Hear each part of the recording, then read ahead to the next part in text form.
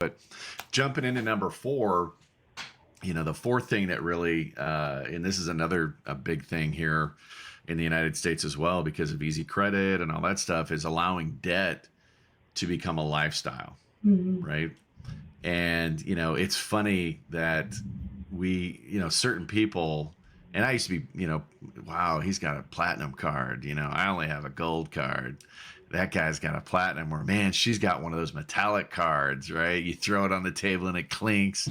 And it's almost like, we're bragging about, ooh, I get so much credit limit, and things Yeah. like that. And it's like, okay, how much debt do you have? And that's one of the things I want people to hear me on this is, focus on your net worth, not how much stuff you have and your personal property, unless it's like, personal property, meaning gold, silver, precious metals, or, gems, stuff like that, that you can sell pretty readily.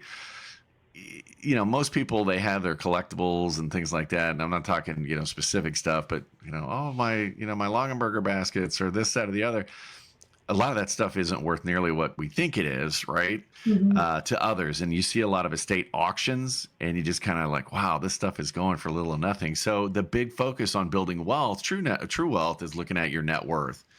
And the reason you want to do that and minimize your debt is because it's, what are my assets minus my liabilities, translation, Mhm. debt, right? Mhm.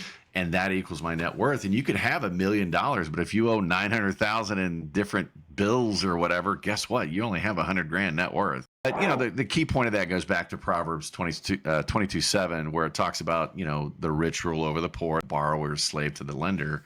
And what does that mean? It's not like you're actually chained, up in Citibank in a local branch or something like that, working for free, cleaning the place up or whatever. No, but they're taking a big chunk of your paycheck every year through interest. And some interest Mhm. rates on loans and credit cards, or if you're doing title loans, payday loans, or something like that, the fees and everything else are outrageous.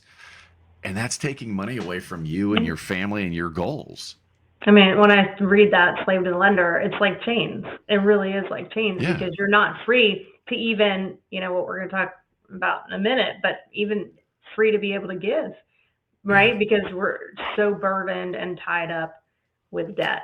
And And I can't so, afford to because I've got so many mhm, bills. I'd love to mhm, give, but I can't because I can't afford it. Well, no, yeah, you're using credit as a lifestyle, right? We've almost made debt kind of normal. I mean, mhm, it's like that's how we are. That's America, right? It's mhm, yeah. I only have $7,000 in credit card debt or whatever. I'm just throwing numbers out, but it's like no. It's if you've got debt, get out of debt.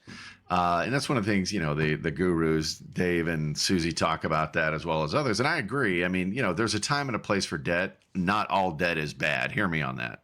And no, I mean that. And there's a time and a place if your debt is generating income more than you're spending, that's not necessarily bad debt. You've got to look at it. But, to have credit card debt and, buy a car that I can't afford and I'm going to lease it or, mhm. finance it for an extended number of years just so I can afford the payment, maybe you shouldn't buy that. That's something that, is that purchase moving you closer to or further away from your overall financial goals and getting your financial house in order?